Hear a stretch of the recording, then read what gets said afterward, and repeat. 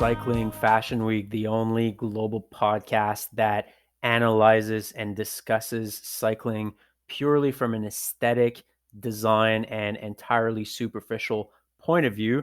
I am your host, Alex. I am joined by my regular co-hosts, Warren and Tony.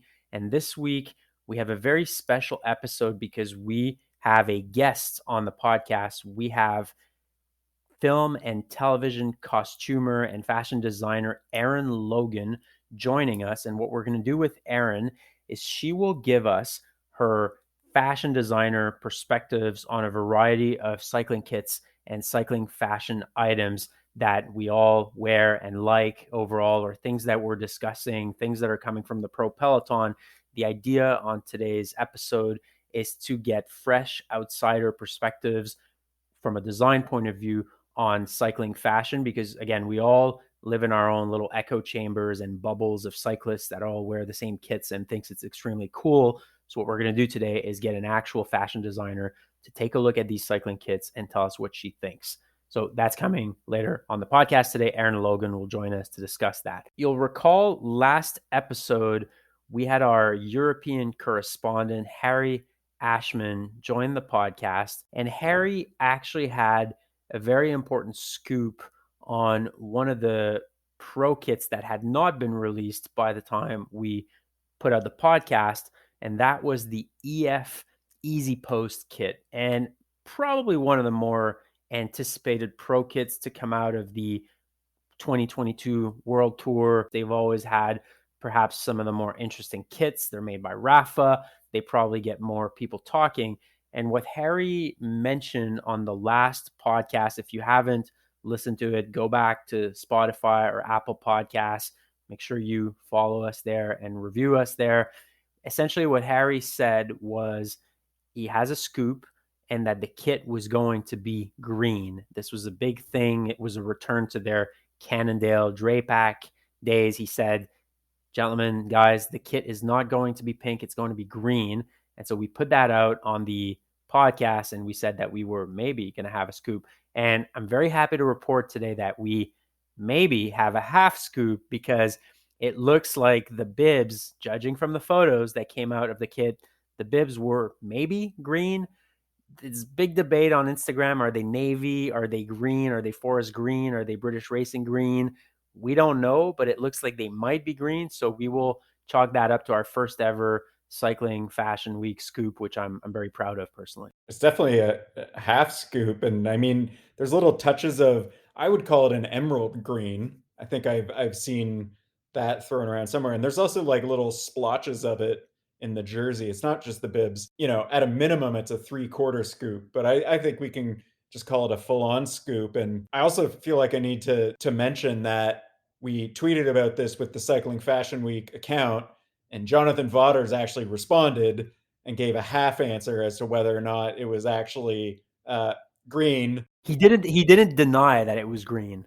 No, exactly. He did not deny it was green. So to me, that's a scoop. It's 100% green. It's 100% green. I mean, the bibs are 100%. They are green. Lighting can sort of affect color stuff, but they're green bibs with some green accents in the pink jersey. Warren's right. We're about 3/4 scoop. Next one's going to be a full scoop.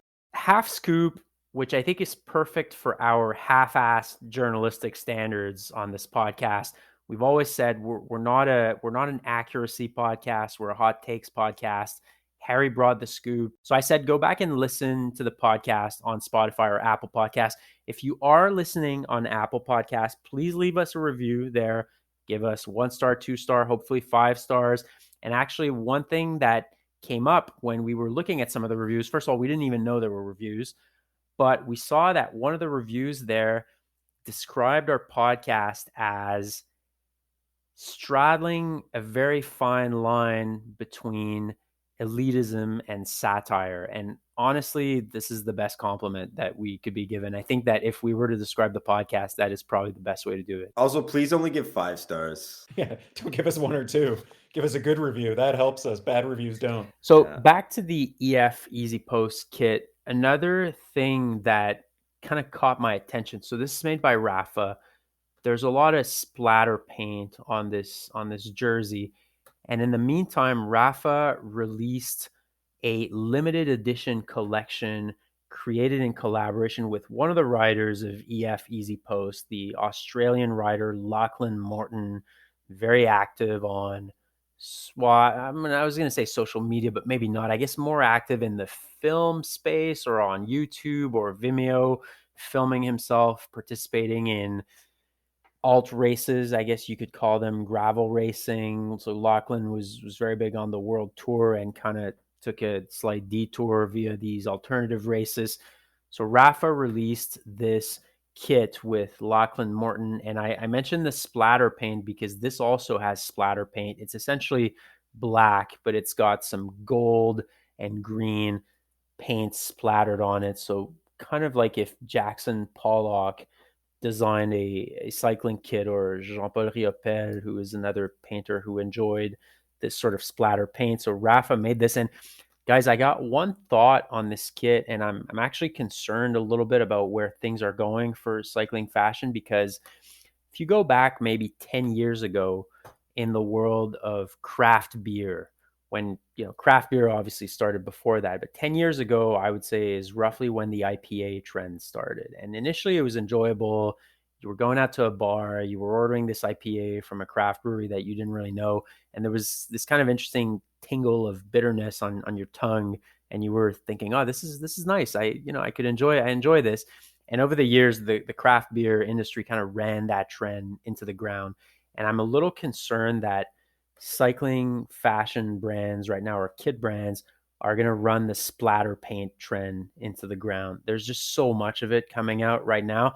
And it's almost like a spectrum where on the one hand it has to be Panorama Studios, and on the other hand it has to be splatter paint. And it seems like the dial or the pendulum is shifting to the splatter paint, and I'm already kind of sick of it. I feel like we're going to run this thing into the ground. I want to make it extremely clear here to everyone listening that at no point in my life have I ever enjoyed a craft beer. This, whatever Alex said about 10 years ago enjoying an IPA, I've never done that. They're disgusting. I hate everything about it. I think when the IPAs were more moderate, when the trend started, I think it was interesting. It was enjoyable. Now, the problem is that over those 10 years, as I mentioned, the craft beer makers ran that thing into the ground by coming up with double IPAs, triple IPAs. They just went more and more IPA, and then it became disgusting. Actually, the same thing about 3 years ago, I would say, happened with sour beers. So initially you would go to a bar, you'd order a sour beer, and again, there was that little sour on your tongue, which was interesting. And now it's like, I mean, it's basically lemonade without the sugar, and it's just too much. If this is about to become a craft beer podcast, I'm gonna walk out of the studio. I'm done. So I get where you're trying to go with the analogy, but no. Warren, it's not going to be a craft beer podcast because I'm here and I'm a crispy boy only. And all you craft beer drinkers out there, let's admit it, you find it disgusting. I started a job years ago, and I went there where the office was near a craft brewery here in Toronto, and everyone was craft brewing. Oh, we got to get this. And I'm like, this is just undrinkable. I don't know what you're talking about. And then finally, at one of the sort of office get-togethers, I went to the LCBO, the liquor store here in Ontario, and I just grabbed some Coors Banquet. It's I just brought it in, and the next thing you know, that craft beer sitting in the fridge. Everyone's crushing Coors Banquet because the reality is that's the better beer. A Crispy Boy, a Miller High Life, a Budweiser, a Michelob Ultra, which is Lance's beer, by the way. That's what made him fast. So let's get this straight. Nobody likes craft beer. You're just pretentious, but not in the fun, like cycling pretentious way, in the like annoying, like paperboy hat pretentious way. Tony has sort of two sides to his personality. He has the very cycling pretentious, elitist style, but in every other aspect of Tony's life, he cultivates this working man of the people image, and his craft beer, crispy boy take embodies this image that he cultivates. So for our listeners, we're getting into a little bit of personality here, but Tony has this Dr. Jekyll and Mr. Hyde personality where the cycling elitism clashes with the everyman, working man of the people aspect in his other areas of his life. I think this conversation is more interesting than the Lachlan Morton kit. So that's kind of the extent of my thoughts. I'm tired looking at it. I don't really talk about it. There's also a limited edition Super 6 Evo SE frame set in this splatter thing, and it's $7,000. So good on you, Lachlan. Get that money. I think we're going to be a no on that special edition kit. Go drink a Crispy Boy.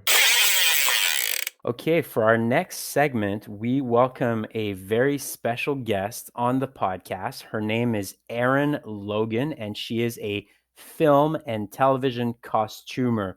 So what we're going to do with Erin is we are going to run several items of cycling fashion by her to get someone's opinion who works in the fashion industry, someone who has a keen sense for fashion and design, but isn't necessarily so caught up in the cycling world as we are, in order to get her take on what cycling fashion looks like from an outside perspective, because we live in our little echo chamber, our little bubble of cyclists who all think that our kits are the coolest thing, but we really wanted to get someone from the fashion world's perspective on cycling kit. Erin, welcome to Cycling Fashion Week, and thank you for joining us. Hey, y'all. Thanks for having me. I'm stoked. Erin, before we go into this, can you describe a little bit what your job is as a film and television costumer? For sure. So I started as a background actor, and I accidentally fell into film and TV costumes. And yeah, it's been a wild year of exploration. Erin, do you have any history personally with cycling as a sport? So currently, my stand-up bike is surrounded in bags of clothing from past productions, and my bike tire popped in the middle of summer while I was drunk listening to Fifth Harmony, biking to Bickford Park. There was a really concerned group of people who stopped and tried to get my attention when I ran over a pile of glass.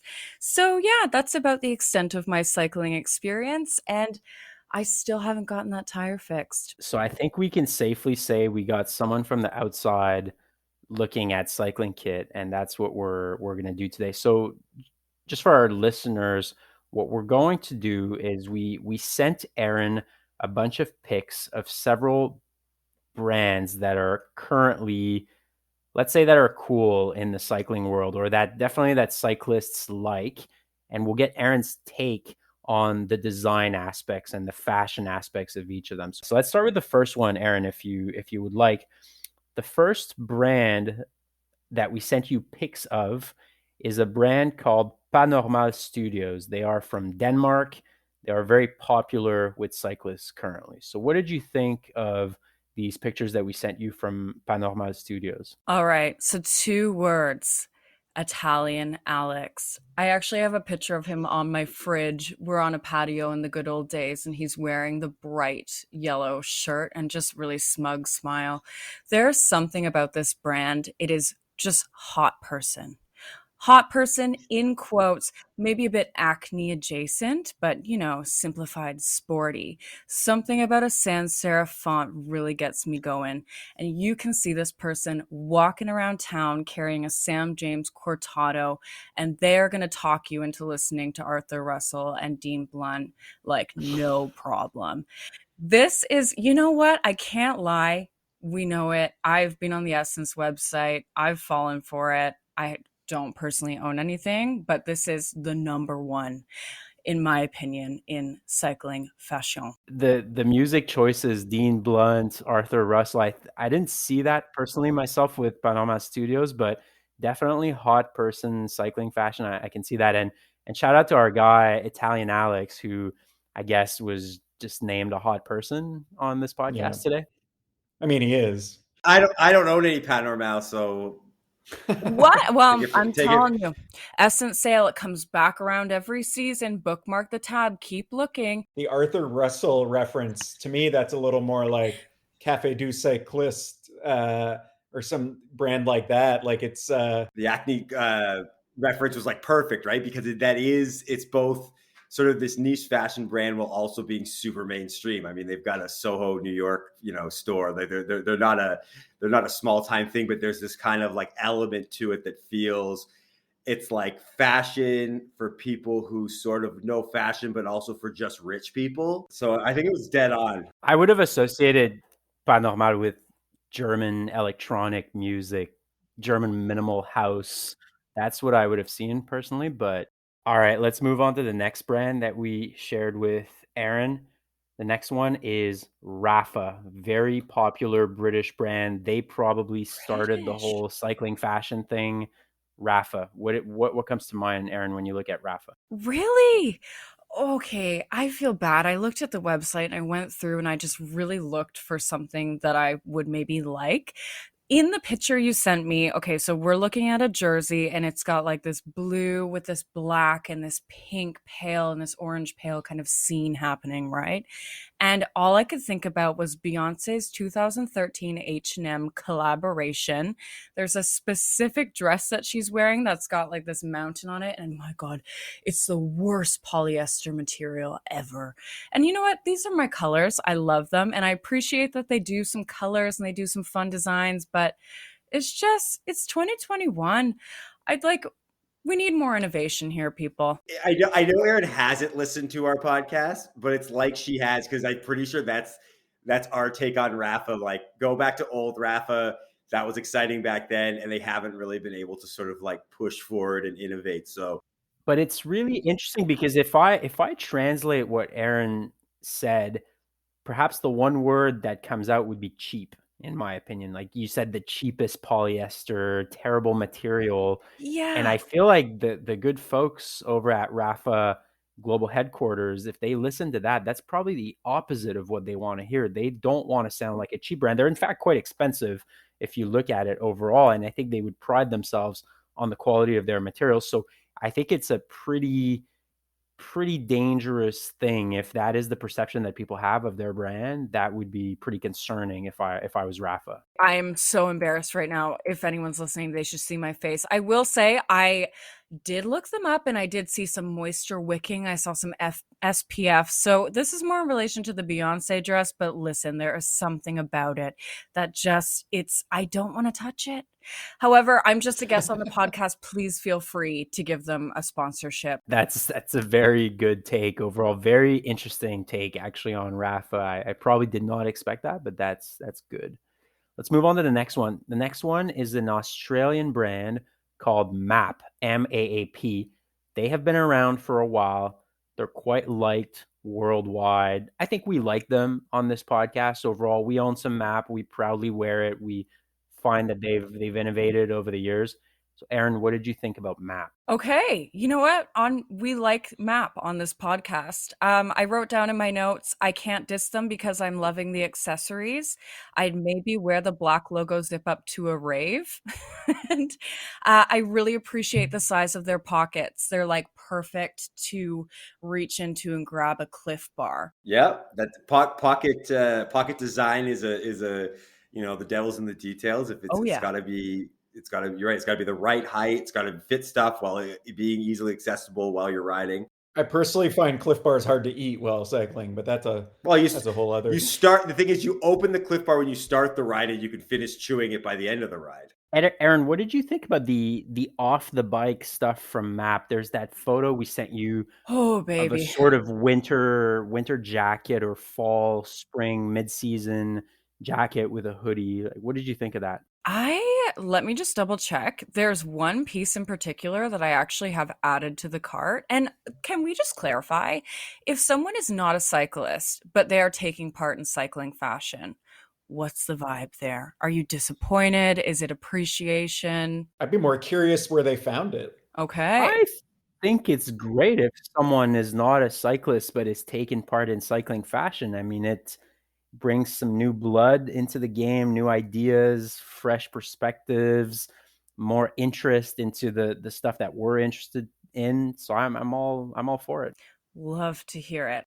Oh, I mean, I know that cycling shorts were very popular among women last summer. I'm sure some men too. But in terms of more of a casual thing, for these brands we're talking about, the hardcore cyclists, and unfortunately they have a chamois in them, which both from sort of comfort and look would be probably awkward as a casual wear. You sort of need the chamois-less sort of biker tight that Kim Kardashian is wearing. If you were to, put on a pair of MAAP tights, even if they were sort of simple black, you would have this sort of diaper underneath you with not look as good as well. I think, no cyclist has ever walked more than 12 feet in a pair of cycling shorts. So I don't know, what an extensive walk would feel like in cycling shorts. Well, I can tell you right now, in my experience, for me, fantastic. Great leisure pant. Love it. What music do MAAP owners listen to? Oh no. What music do y'all listen to, out of curiosity? I feel like, well, I'll answer that, but I feel like MAAP wearers listen to hip hop from the early 2000s. Ooh. Jay Dilla, they are big Jay Dilla fans. I think that's the MAAP people. We will have to go with that. Are we R.I.P. Jay Dilla? Are we answering the question about our music? I'm not. You must have good taste. Everyone sad boy tunes. I think Yeah. I think we covered this. I listened to sad boy tunes on the trailer or on the trainer. I listen to sad boy tunes all the time. I've already put out that I listen to Feist while doing my trainer rides, which it's actually Italian Alex specifically called me a psychopath. Well, I listen to Feist in the car, so I mean, I'm not putting in too much work, but it is good movement music. Okay, let's move on. Let's move on to the next brand that we shared with Erin. It's a British brand. They're called Albion. We shared some photos with Erin of some of the latest kits that they came out with. Erin, what did you think of Albion? Okay, what I love most about this is that you only sent me pictures in that god-awful mustard color. Also, I'm sorry, it's spring, summer. Well, we're moving into spring, summer, right? This is like a fall, strictly fall. I don't want to see this color in winter unless you're the crossing guard. I have written down yellow IKEA bag chic.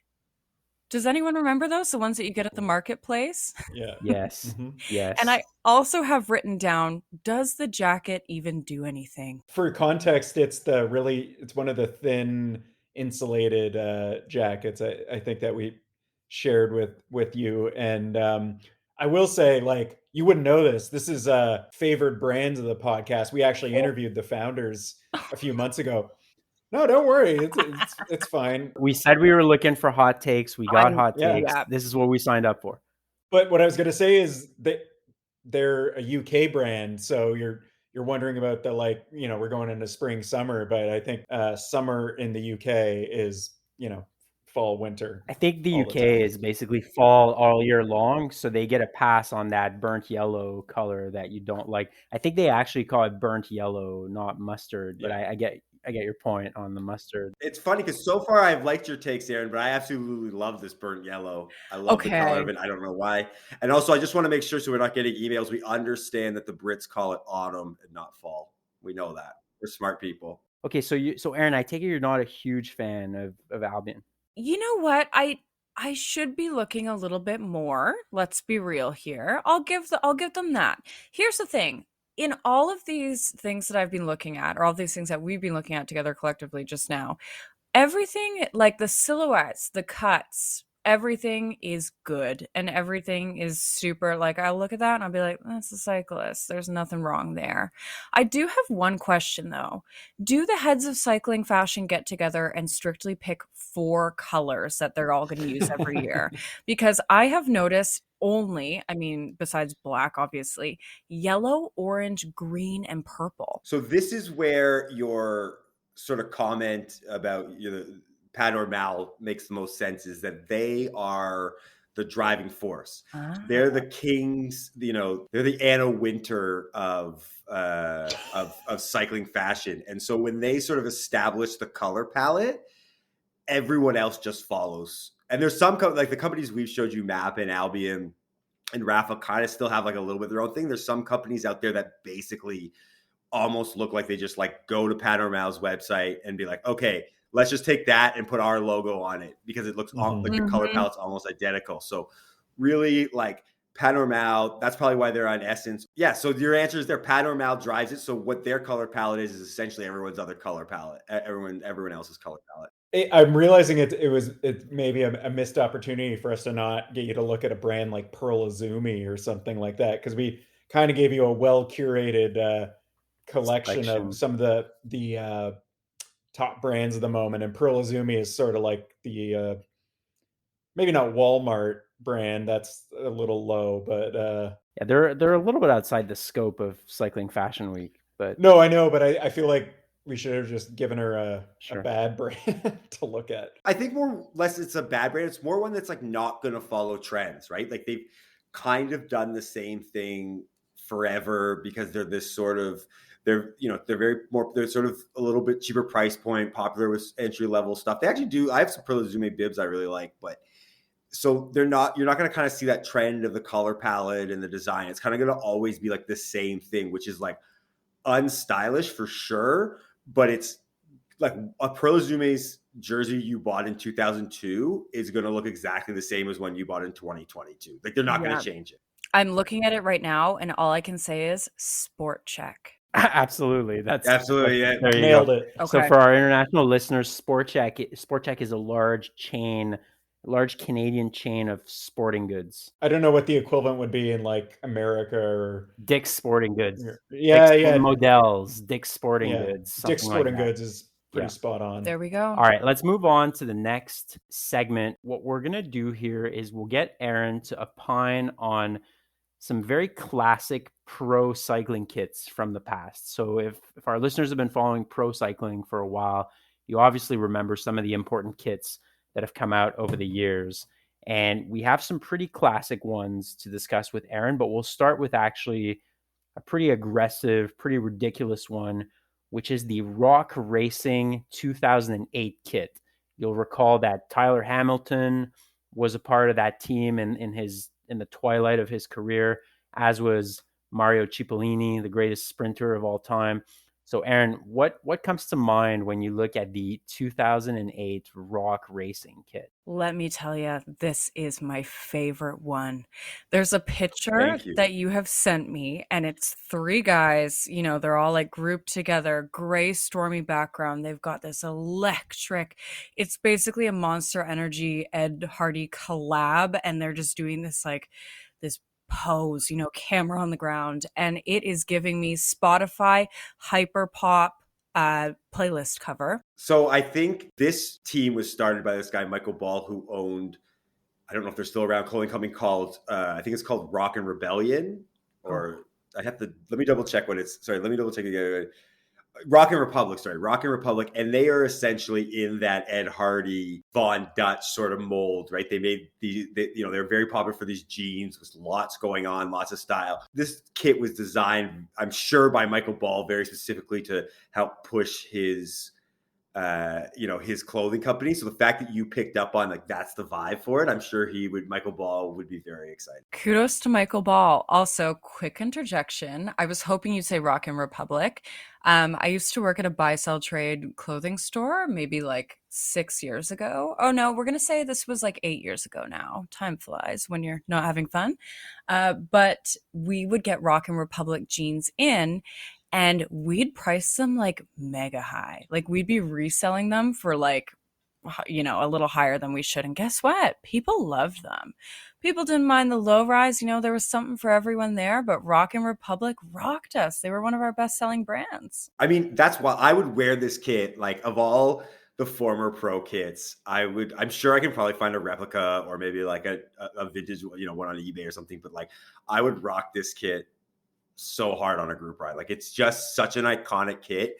And I think the team was full of dopers, and there was just like, this was just like a wild team. I don't know if it lasted very long. I think it was just a UCI Continental, but. So Tony, if you want to buy it, just go to rockracing.us. They still sell Rock Racing. What? I think you're not. Yeah, they sell the 2007 to 2010 vintage kits. They called the Anarchy kit. That's the one that had the sort of skull on it. That's probably the most Ed Hardy-esque of the bunch. They have the body armor kit, which is the one we were discussing here, with the electric green that looks like it was made by someone drinking Monster Energy while advertising for Monster Energy. There's so much testosterone in that kit. It's It's incredible. I love it. It's Oh, fantastic. look at the 2007 all black OG point one or the 2010 rock racing Predator. Like, this is cycling. I'm not gonna lie, I am like aggressively clicking the link to buy now on the body armor snake green because I need more details, and it is not linking me anywhere. So if Rock Racing, you are listening to this, please get your website under control because I don't want to take my business to eBay. I feel like you show up to an office park crit wearing a rock racing kit on an aluminum while riding an aluminum bike. It's just so perfect. I love it in a very ironic way, obviously, but it just holds a special place in my heart. If Rock Racing is listening, please also sponsor us. We'll absolutely wear the kit. Last thing, I'll make that a quick summer goal. Aluminum bike, rock racing kit. Let's give a shout out here to Toronto midweek crit. That's a summer goal. I'll maybe film it for people if I end up doing it. All right, next classic pro kit that we asked Erin to review or opine on from a purely fashion perspective is the extremely iconic U.S. Postal Service 2002 kit. So everyone knows that kit, the blue train, the iconic blue, red, and black kit of the United States Postal Service team. Erin, what did you think about that one? Okay, can you imagine if male people actually wore this? I feel like things would just get done 10 times faster. There is something about this that just speaks efficiency, and I'm curious as to if there's any scannable barcodes or a spot to maybe put some stamps. The only thing they had room for was EPO, I think, in these outfits. Blood bags as well. Blood Bags bags. of their own blood for blood transfusions that they were carrying around in motorcycles behind the peloton at races. This is just for Erin's benefit. This is probably the greatest doping operation of all time. So when you talk about efficiency, I think you kind of hit it on the head. This was Lance Armstrong's team. Okay. The one cyclist I have heard of. The one cyclist you know that he was on Oprah telling everybody that he doped and essentially was the most efficient doper that's ever existed. He won doping. Right on. Someone had to be. That's amazing. So the next vintage pro kit that we're going to look at now is the Phonak kit. So you'll recall Phonak as a team where a bunch of washed up pro cyclists kind of ended their career. Think of Floyd Landis. Phonak was a team that I think became BMC after. What happens with the Phonak kit here is it's a white jersey with green, yellow, and black lines around it or on the jersey and on the bibs. The bibs have this interesting shape where it makes a triangular shape that where the tip of the triangle ends exactly below the men's genital parts. Yeah, it creates you can say it. Crotches, yes, or men parts. I'm a second language English speaker, so I'm not clear on how to describe that in a proper way. But it creates that triangle right below their crotches that is green, and the quads or the thighs are yellow. Okay, if anyone listening has not seen this, I encourage you to look it up right now because you are just going to be smacked in the face. I have written down not a flattering color on the bulge and lots of emphasis on the bulge. Essentially, it looks like this was designed without the human figure in mind, like design-wise and in like a 2D kind of, on Photoshop per se. Seems great. You got these cool little angular features. You cut off the legs nicely. You've got this square graphic. But you can just see the look on their faces. They are all so uncomfortable because they know the second the flash goes off, their smiles are not what's being documented. Like I didn't really notice that, and now I'm looking. It's like, yeah, you really see. It's the all bulge. you see. Once you see it, you can't unsee it. It's literally all you see in the picture. And it's true that the guys, their faces, some of them are smiling, but they're smiling a bit like that old dude in the memes who's trying to hide the pain. Yes, it's very like old MSN blushing embarrassed emoji to me. Like you can see the red on their cheeks a little bit. And they all have great legs, and it's a shame that, you know, those aren't being highlighted. All right, so we're gonna move on to current pro kits with Erin. So Erin will give us her fashion designer costumer take on current pro kits that are being used in 2022. And the first one that we'll start with is a women's kit, actually a women's team, which is called Canyon-SRAM. So we didn't talk about it on the podcast yet. We've been reviewing a lot of those pro kits that have come out, but we didn't yet review this one, and it's the new Canyon-SRAM kit, which there's a lot going on there. There's a sort of triangular pattern on the shoulders that has some fluorescent green. There's splatter paint that has red, fuchsia, pink, purple, aqua blue, and the bibs are black overall. That's the Canyon-SRAM kit. Erin, what did you think about it? Oh. I went to OCAD, and in first year OCAD, there's all of these profs that are basically just there because their careers have finally kind of expired. And my one prof was his big thing was stamps, and he'd done a lot of Canadian stamps. And this to me, I'm so sorry, but this is like, oh, Canadian stamp design. Like, just, I'm happy they broke it up with a little bit of black. And I see a Zwift logo there, so that's cool. But oh, it's just, you know what? It's looking back at Rapha. That's the name, right? Yes, Rapha. They're both biking alongside each other. I don't know. What do we think? Am I in the wrong here? This has been a very polarizing kit. I posted some stuff to our social media, and some people said too much, some people said great. You're looking at this from a fashion perspective. I'm thinking of it a little bit from the way kits are meant to stand out in a race, because it's supposed to be sort of about sponsorship and being seen. Ah, yes. So there could be some positives, but The description of it as a like Canadian stamp for any non-Canadian listeners, that is not a good thing. Like, I mean, I don't know any country that has good-looking stamps. I have no clue, but as far as I know about my limited knowledge of Canadian stamps, because who sends letters anymore? Is they're not good. They're beavers and moose and whatever, and they're not done very well. Yeah, there's a lot going on with that kit. I haven't made up my mind yet, but I do find that it seems to go in the same direction that everybody is going in right now, which is to just splatter a whole bunch of paint on a jersey and call it a day. Basically, a lot of teams are doing that. A lot of brands are doing that. And Canyon-SRAM, I mean, they've historically had good kits, I would argue, that team.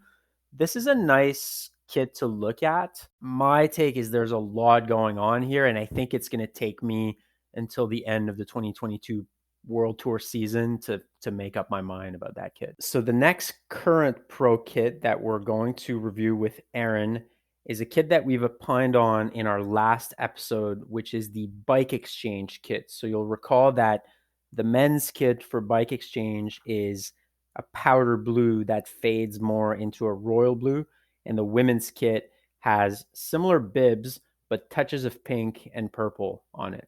So Erin, what do we think about the BikeExchange kit? It's funny, I'm living in 2021, clearly, so I have written down 2021, and we're still, like, the gender binary is still present. I'm now realizing that this in sports is, that is very present, but I'm like, "Come on, y'all. This is, like, it's thoughtless.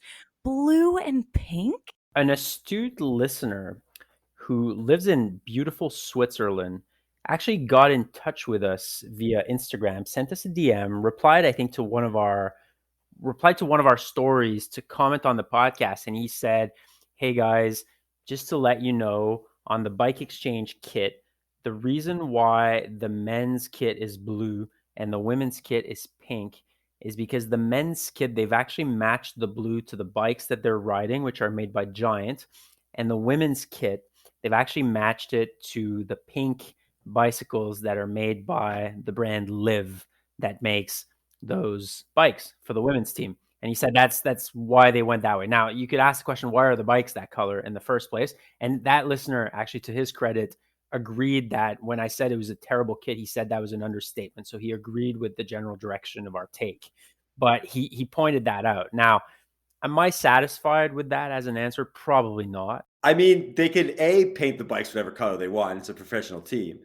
And B, I mean, I think just sort of Aaron's comment with the binary is that it's the same company, Live and Giant. So Yes. You wouldn't know this, but they've just made the Live bike, which could theoretically be a Giant in maybe slightly different geometry, is the woman's bike. Like Live is a woman oriented brand, cycling brand, but is just the exact same company as Giant. So if you're a woman and I think there's probably a bit of geometry difference because of men and women's bodies, but essentially, if you want a Giant and you like the way a Giant looks, well, guess what? You probably should buy a Live because that's the woman's version of it. That's how you can ride it as a woman. And it's pink, and it's like Giant is aggressive and manly and stuff, and Live is like more female, you know? So just the whole team, BikeExchange, Giant, Live, they're really making it clear to us sort of where, what we know about sort of men and women and just sort of sit between those two lines. Gotcha. Wow. All right, let's go to the next current pro cycling kit, which is also a women's team. It's the Française des Jeux Nouvelle-Aquitaine Futuroscope team that we talked about last week. So the FDJ women's kit, for reference, it has white sleeves. It has a blue fade from very, very dark blue to more royal blue. And it also includes the French national champions jersey, the blue, white, and red, bleu, blanc, rouge kit that we actually reviewed last week as well. I won't tell Erin what our take was because we'll hear her take on it. Oh, I know what your take is. 0 out of 10. I'm so sorry. Rocket pop. I feel like, and I have written down, they look like really nice girls in this photo. But I'm sorry. Like, okay, fine. You're repping the country and I get it. But it is just such an easy, it's too easy. It's too simple. Give us some fun. Wow. So, Erin, I actually said this was my favorite kit in the Pro Peloton.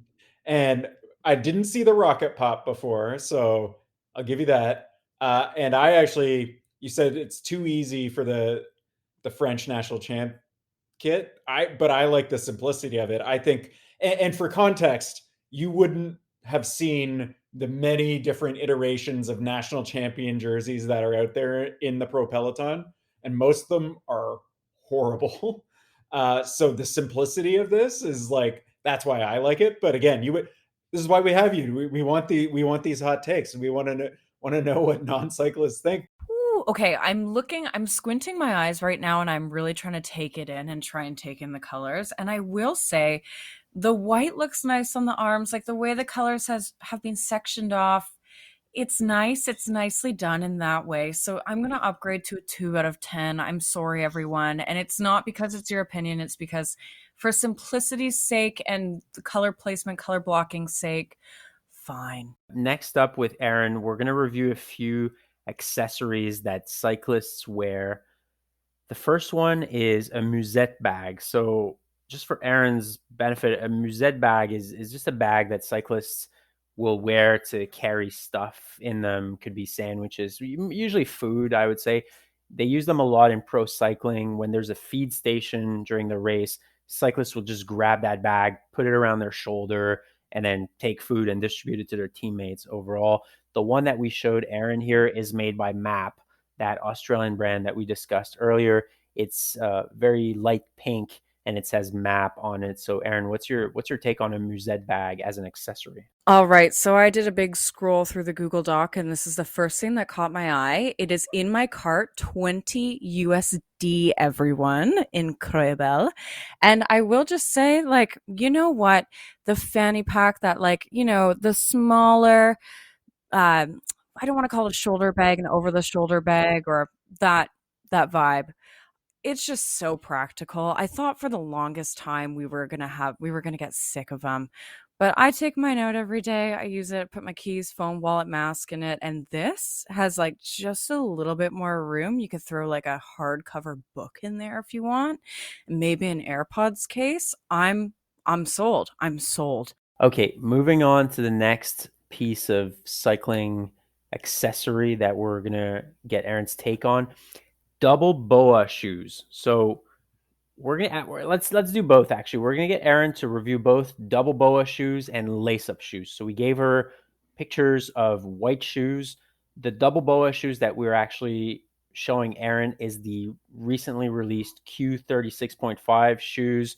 So they're very simple. They're white and they have a white double BOA. So for Erin's benefit, the BOA is that sort of round thing that you can use to squeeze the laces or to adjust, to tighten or release the laces on your shoe. So it's a little piece of technical equipment that is tacked onto your shoe. And the lace-up shoes that we showed Erin, guys, do you know which brand these are? I didn't put them Those in are the doc. specialized. Or Specialized. S-Works. Are they S-Works? Or, yeah, I mean, same thing, but... Yeah, so specialized lace-up shoes. They are all white, but the heel of the shoe has some black on it. So, Erin, give us your take on double BOA versus lace-up shoes. I just want to say one quick thing for the reference of Erin to understand that the lace-up versus the BOA, specifically for us, the double BOA, is sort of a like contentious issue among cyclists. People get very passionate about what they think about lace-up from a practicality and style standpoint versus double BOA. We've discussed it a lot. The double BOA is, sort of the only acceptable one. But just so you know, there's a battle between laces people and BOA people. No, I'm team double BOA, 10,000%. I feel like if you're wearing a lace while you're cycling, it's the equivalent of wearing a corded headphone. And like, I don't know, when you like walk past a cupboard and you're wearing a corded headphone, it just gets like caught on the knob of the cupboard and just like rips out of your ear. I imagine that happening, lace tangled in spokes. It just doesn't seem practical to me. I want to put the double BOA on and I never want to take it off. Like I would wear this shoe to bed. It just looks like aerodynamic sock. Like there's something so sexy about it. And I only wear white shoes, so this is probably like my preference. But they are incredible. Erin, what color of socks do you wear with your white shoes? White. I don't know what it is. I love my colors. Like that's my favorite part of fashion. But white socks, white shoes, hands down. Would you say that double BOA, interested the characteristics or the adjectives that you use to describe double BOA, you use the word sexy. Would you say that double BOA is hot people shit, the type of stuff that Italian Alex would wear along with his Panama kit? Absolutely. I am a huge fan of freaky footwear. Like, I think I have a couple pairs of like nurses' clogs. I know they're pretty in this year, but I'm not gonna lie, I was wearing them first, dug them out of the bin at Value Village. And it's like this to me, seeing this, it's just it's creative, it's exciting, it's inventive. I love to see a freaky shoe, and this one freaks me out. Okay, well, film and TV costumer, fashion designer Erin Logan, thank you very much for joining Cycling Fashion Week and giving us fresh outsider perspectives on cycling, fashion, and design. This was very interesting to put our long-held convictions and views on cycling kit to the test with a real fashion designer or someone who works in the fashion industry. So Erin, thank you very much for coming on Cycling Fashion Week. Thank you for having me. I'm sorry I haven't participated in a sport since 2012. And yeah, I'll catch y'all at the MAAP store. We'll be sporting our little MAAP bags. Okay, next segment, Into the Canal. Tony, what are you throwing in the canal for us this week? I am going to throw not yelling at people on group rides into the canal. And what I mean by that is, different group rides, cycling's gotten really popular. I know we're cold up here in the Northern Hemisphere, so this is a little bit of a kind of future thought thing. There's a lot of people who take risky action on group rides, especially as they get bigger and you know people less. And I've been on rides where there's kind of an unofficial sort of marshal who's just typically just kind of an asshole. but a person with an aggressive personality is going to tell you, what not to do, or, don't cross the yellow line, don't ride 3 or 4 abreast. Like, it's just not what you're supposed to do. And I would say I've been, coming through just before the winter when I was still doing group rides and just sort of hearing stories. There's too many group rides where the ride is chaos and nobody wants to say anything, even the people who sort of have the proper knowledge, because they're afraid of hurting people's feelings. And now listen, I get it. I am maybe the most sensitive person in the world. If it was up to me, I would have all my friends call or text me once a day to tell me how special and amazing they think I am, so I could be reassured that they still wanted to be my friend.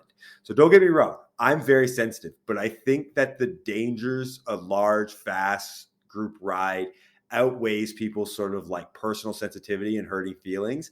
And that if you're a kind of more experienced cyclist on a group ride and you see someone who's doing something dangerous and to say something, but you're afraid of causing a ruckus, say something. Just yell at them. I guess you could say it nicely, but I feel like yelling might work a little better. But yeah, I'm throwing people being too nice on the group ride into the canal. I'm with you on that, Tony. And the only reason I say that is like I'm also, anybody who knows me in real life knows I'm quite soft spoken. I don't talk that much. When I was first learning to bike and get into group rides, I went on a few rides with just one other friend of mine, and also named Alex, but not any of the Alexes who's ever been on this podcast. And I did a few things that were questionable, and he yelled at me, and it wasn't a like, "You fucking idiot." It was just like, "Don't, Warren, don't do that."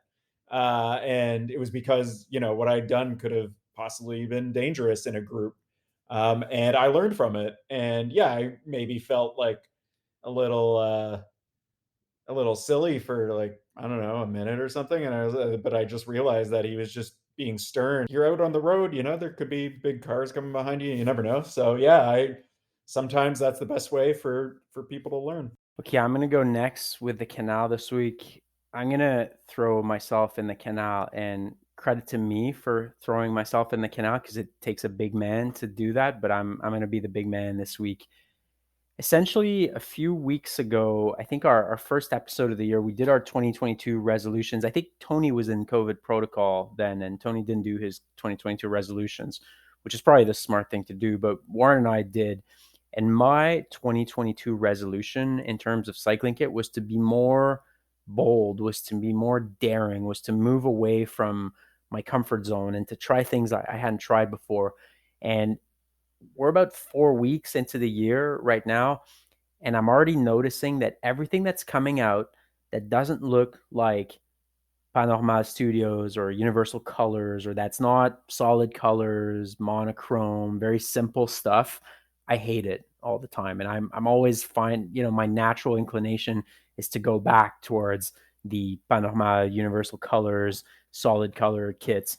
So as a result, I'm already failing my 2022 cycling resolution. So I'm going to throw myself in the canal. I appreciate your honesty, Alex. It takes a big man to admit that. So, and good for you for being so self-aware. And I think that's why we're so good, is we're all very self-aware and very self-critical, and we're hard on ourselves, and we don't let ourselves wear ugly kit. So that's what's important. But I will have to step out of my comfort zone a little bit this year. I don't know when it's going to happen. At some point, someone's going to make something that I'll like. But so far, again, we talked about splatter paint earlier on the podcast. Everyone's coming out with splatter paint. Don't particularly like it. Yeah, don't wear that. So what I'm gathering here, unfortunately, is that you will not be also purchasing a rock racing kit alongside me. Can we not get a matching Cycling Fashion Week trio of all three of us with rock racing kit? I'll get one. Yeah, I'm down. That's a bold statement that you can make on your local group ride, would be to get a rock racing kit. And are we getting the body armor? Are we getting the body armor green kit? No, I like the OG 1.0. I like the black and the black and the white, like real kind of, I guess it's not as Ed Hardy, but it's got this kind of like, I don't even know how to describe how I'm referencing that, but in my head, it's something douchey. You know what's great? On the rockracing.us website, when you look at the product, you actually go to the description of the product. It says made in Italy And then between brackets, it says, all rock racing kits from China are fake.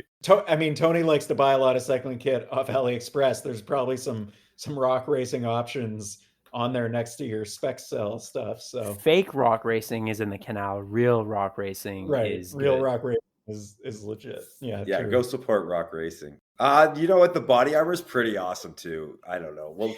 We'll have maybe we'll do a poll we'll do a poll which rock racing kit is the best should we one. buy?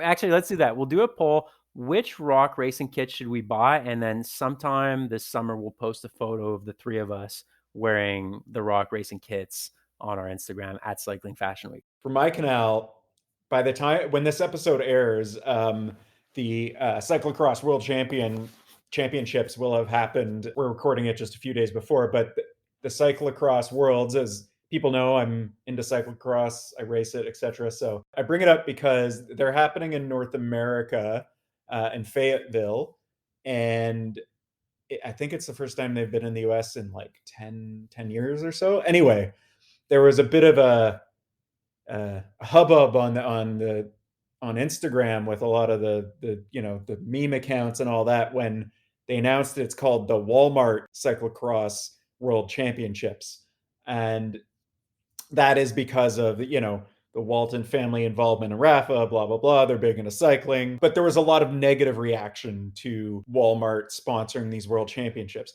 So what I'm going to throw into the Canal is people complaining about Walmart sponsoring the cyclocross world.